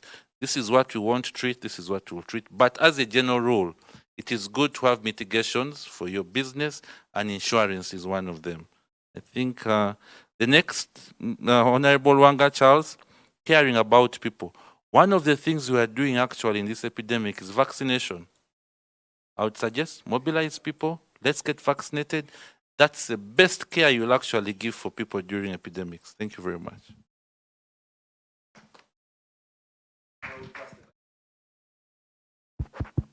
Okay, thank you very much. Good questions. I think my brother has spoken about some of the things here.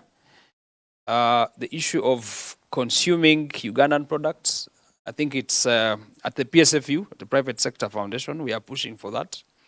A couple of years ago, we had something called Proudly Ugandan. We are pushing the Bubu brand. But very quickly, if you moved to an average seminar, go to the coffee section. What do you find? Nescafe. I have been battling with Nescafe up to the president's office. Vice President, Prime Minister. We have the best coffee in the world. Nescafe is number 10 on the scale of quality. I take coffee like a connoisseur. Let's start pushing this. I don't know in Kcca if we walked into the room there. Do we find which coffee are you using? Nescafe. We start with you. Can we push me in my office? You will never find anything which is not Ugandan unless we don't make it. And we can go now. So let's push the Ugandan brand. Even we have the best chocolate, by the way. We are scale A. We buy scale Z. This is Cadbury's you see in the shops. Be careful. That is the last grade. Yet we have the best coffee. I mean the best cocoa, which is now being used for blending. So let's start to explore some of these things. And again, we are now jumping into the deep end on that quickly because of time. Now, on the issue of on how much we are consuming, both in terms of skills, I think it came from Maki India, or was it Kampala Division? Yes, I think Tony talked about that. the quality of our services, Vanange, are terrible. Contracts are given, we don't deliver well. These private sector people are very sensitive on time. Joanita will tell you, I want my plant fixed because the demand for this weekend for beer, you bring a Juakali guy, he messes up the machine. Are you going to employ him? These guys will fly a chap from somewhere in Germany, put him on business class because he's going to fix. I know this because when we were in the New Vision, we had to fly in experts to come and fix our machines because some of our technicians were poor. But on the flip side, I'll tell you a good story. We went to Goma. And in Goma, there's a big UN camp, MOC and all that. The best mechanics are from Uganda. They will tell you if you want your car fixed, call a Ugandan. And these are the phone numbers. I was very happy. Even Rwanda, even Juba. So there are some guys who have got their thing right. And actually, they are flying our brand high. A guy called Mugoya took the best contracts in Kenya for road construction because he created a good brand. And I'm proud to say that we can associate with such people. But here, I think we have issues and we need to get to that level. Very quickly, the issue of informality is still a problem. Please register your business. I know the tax guys will come for you, but now you can't get anything good if you are not traceable, if you are not formal. So get on to that. Skills. I have a good story and a bad story. I'll start with the bad one. I have problems with plumbers, mechanics, even people who fix my hair. I haven't gone for a haircut because there's one guy who does my hair because he does it well. So this element of traceability, quality, and being able to do that. But I'll give you the good story. The good story is that right now at PSFU, under the Skills Development Program, we are now pushing for certification. So plumbers have levels. So we train you, give you a toolkit, we certify you, and we put you on our dashboard. So in the few weeks to come, you'll be able to go on an online system, which is private sector led, and you actually dial in on a plumber in Makindye. He has a phone number, he is traceable, he's certified. As we speak right now, Ethiopian government trained close to 10,000 welders, skills 1, 2, 3 levels. They are the ones who did this Doha thing you have been seeing of the World Cup. Now they are international acclaimed. We are going in that direction, and we want your youth be part of this program. We will train, certify, and be able to push them. Finally, the issue of standards, my brother, Mr. Mugambe, is, and the issue of integrity, the issue of corruption is us private sector. We have a gentleman we are supporting. He has a big piggery out of, he does 5,000 pigs. Top quality. He doesn't even want people near his factory and his establishment. In fact, he has created a radius where nobody comes very close. So he has quality animals, good cuts, top of the range packaging, etc., etc. Recently, he lost 2,000 animals out of 5. And this guy uses technology of the highest standards. But do you know where the problem came from? The problem came from feeds.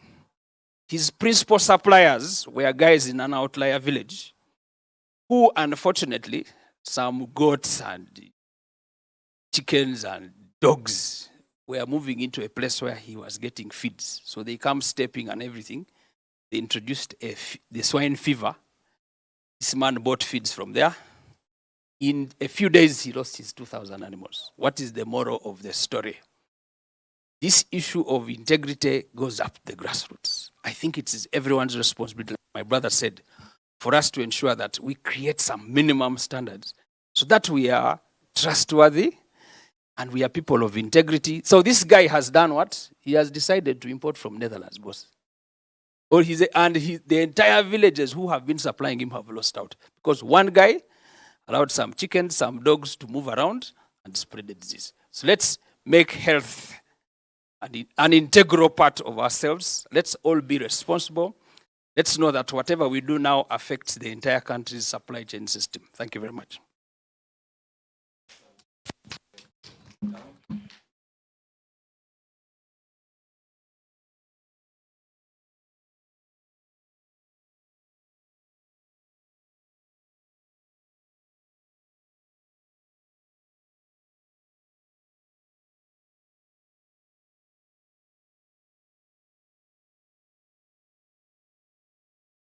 Okay, thank you. Moderator. Yeah. I think I don't have any direct question I'm going to address, but given the fact that we are talking to different categories of comrades in this team, in this meeting, I think my advice is that we guys in the business, we are in a very tricky situation whereby we're handling several challenges. It's like what Stephen said. Currently, even if you part with some money, like my comrade, the carpenter, can you try to get for me some good chairs? That guy may disappear. And currently, insecurity is on rise. Reason? Many of our comrades, businesses collapsed because of several measures which were instituted to control the spread of COVID. Secondly, because of the restructuring, we advise the government that restructuring is a great brander. If you restructure the loan, it will be so hard to meet your obligation because beyond your capacity. Unfortunately, it was implemented. So most of our comrades are struggling. Most of the guys are even closing their shops. Business are seriously collapsing. So it's a very tricky situation. Why is it like that? We Ugandans, we don't save. In the way that the operation costs are so high, operation costs are so unbearable. So with the model which I'm trying to imply in my businesses, I try to utilize even all the wastes. My comrade tried to highlight the issue of go green. Going green is the way that when you use solar, you save the bills of electricity. We're happy nowadays that the government has intervened. We have been crying, and even we made the recommendation to the president that even just access to umeme, it was costing 800. It was too much. But with the new development, now even with 200,000, you can be connected. By the way, that was a great intervention. But solar, even the yaka, the speed at yaka which is consumed, solar, you reduce on the operation costs. Now, personally, I'm investing into biogas. Reason, I've been using over 10 millions just to buy firewood. So why I cherish diversification, I discovered during, I have 3 schools. So the food, the rest of us, was just being poured away. So I decided also to rear pigs. So the pigs, I'm going to get the waste, the cows, and get fire and get biogas. So in that way, I'm reducing my cost of operation. So do you know what? When I was at one of my schools, I'm sorry, let me mention one, Pomaroyo College. I saw trucks bringing breads. I said, breads also I think is a business. So my bakery doesn't supply other shops, but I supply all my 3 schools. And now my canteen at the hospital. So diversification, what I'm applying is horizontal diversification. You are almost in the same line, supporting. Now the hospital, which I'm going to open this week, I'm closing all the sick bays at my hospitals, at my schools. So the hospital is going to handle that. So in the way, we need to be so strategic. That's what the information we are transferring to the business community. Otherwise, if we want to build the capacity of Uganda business community, we are donating the economy to foreigners. So we are playing a very vital role with our comrades, the Private Sector Foundation. Before, we never participated in policy formation, the budgeting, and now we make great contribution and advices to the government.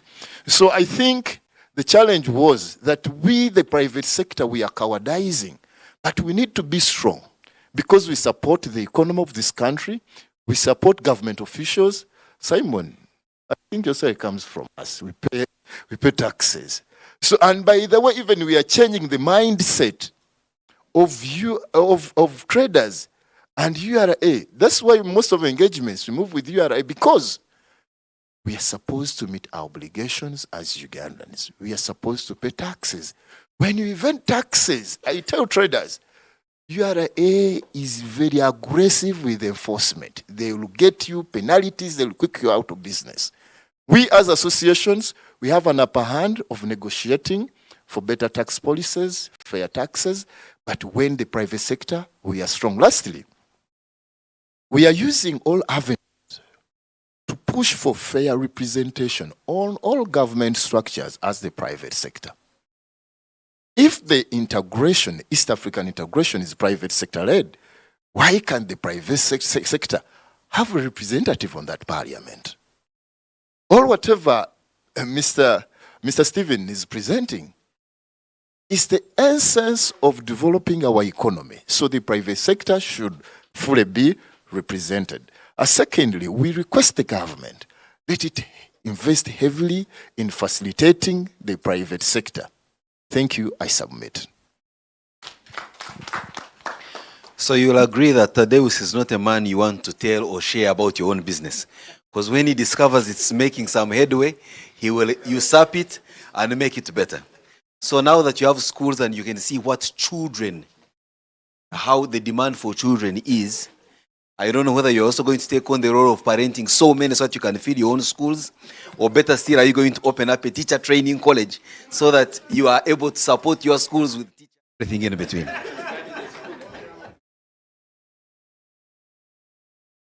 So, that said,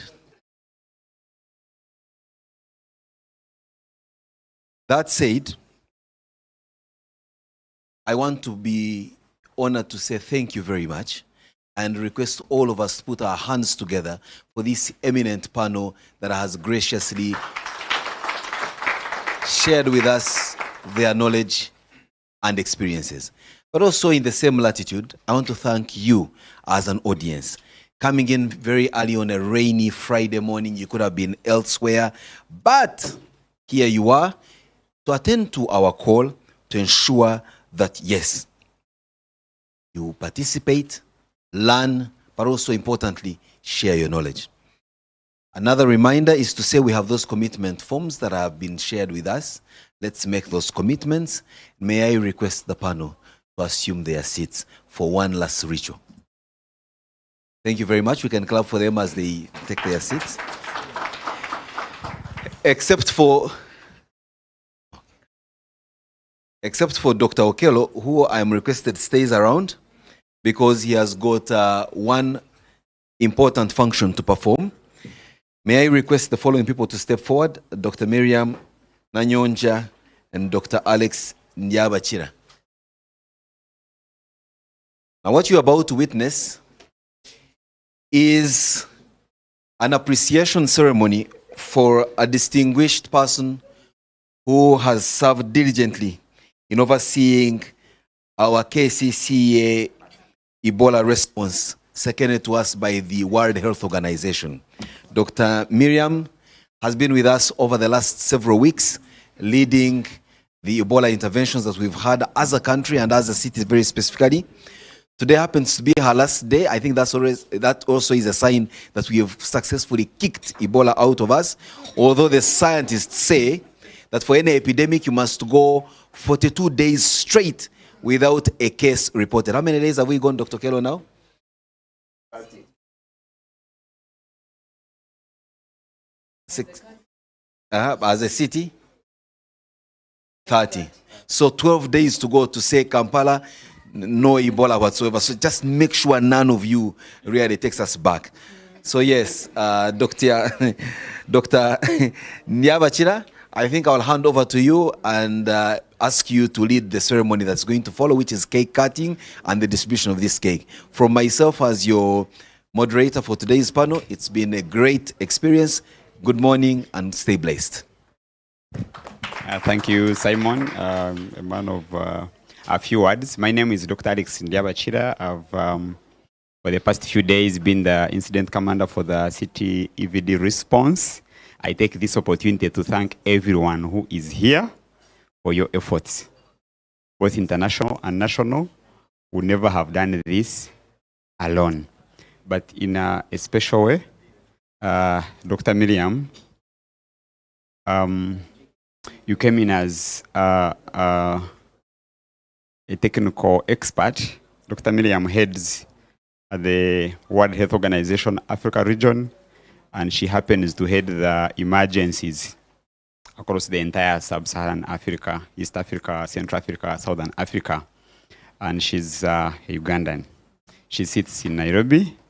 So when this emergency hit us, she was deployed here to oversee the operations, what we are doing, and what the partners were doing, and coordinating partners, and looking for resources for us. So that's not the most important thing. The most important thing is that Dr. Miriam came in as a mother. For me and our team, we look at you as that, and we always look at you as that. Forget the technical competencies and other things. Responding to an epidemic is the most stressing thing. So the team led by Dr. Okero is very thankful. Do not take this as the equivalent, our love. Our love is much bigger than what we present to you here. And I will request you and Dr. Okero and Dr. Msoke, who is going to stay. She's not leaving us as an orphan. Dr. Msoke, please step forward. You help us cut this cake and assist Miriam to share it with us. I'm sure it's not the last supper because you're Ugandan, you always be part of us. Dorothy and Marklin, please assist the team, cut the cake. You go down and...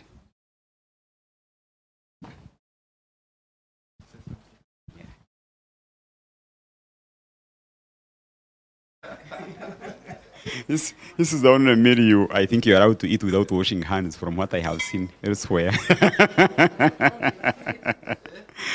I'm counting up to 0, 1. Oh, let me start from 3.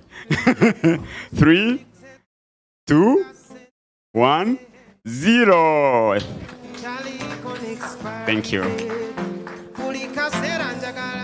Please dissect the cake. I'm going to allow Dr. Okero to say a few words, and I don't know whether Miriam wants to say something before she leaves. Just allow me to pass it straight to Dr. Miriam. Let her say a few words, then we can be able to close. Yeah. Good morning, ladies and gentlemen. As introduced, I'm Dr. Miriam Nanyunja, and I work with the Regional Office for the World Health Organization, leading emergency response, and I'm based in Nairobi.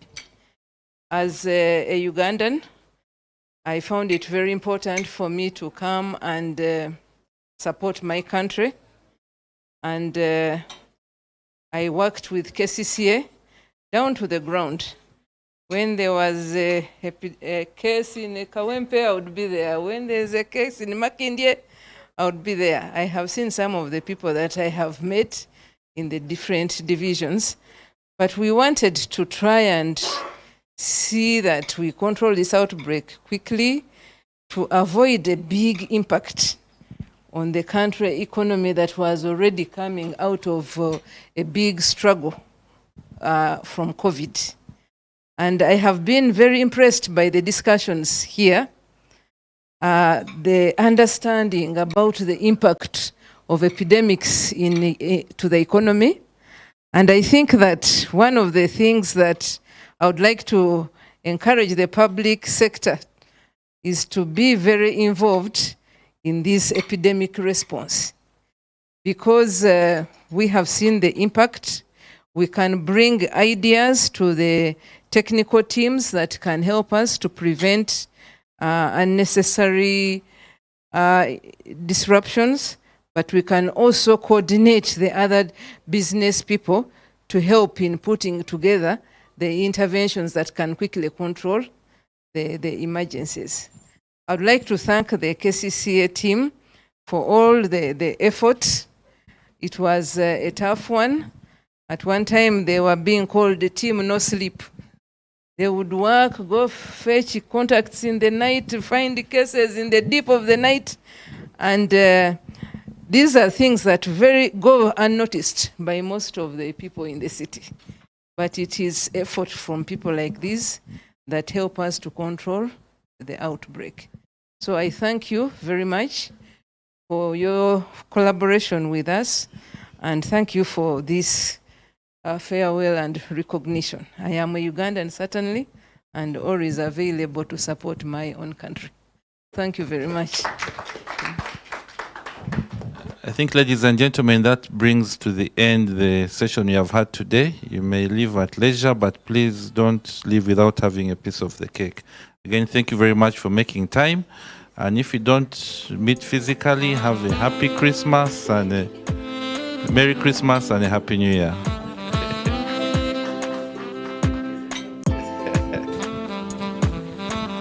Are there any administrative announcements?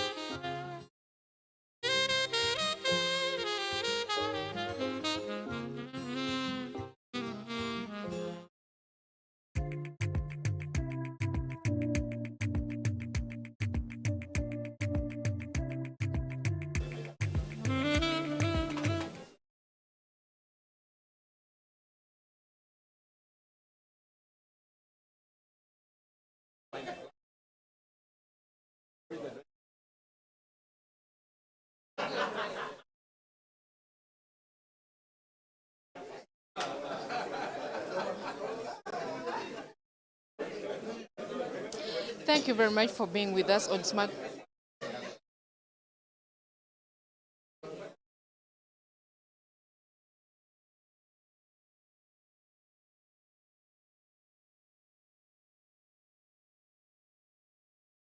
Thank you very much for being with us on this Kcca Business Symposium. They've discussed a lot of issues, including the fiscal planning of Kampala City and how the Kcca has helped traders to build resilience amidst the 2 years that we spent in COVID-19. Monica Nabyonga is my name. Keep it smart 24 TV.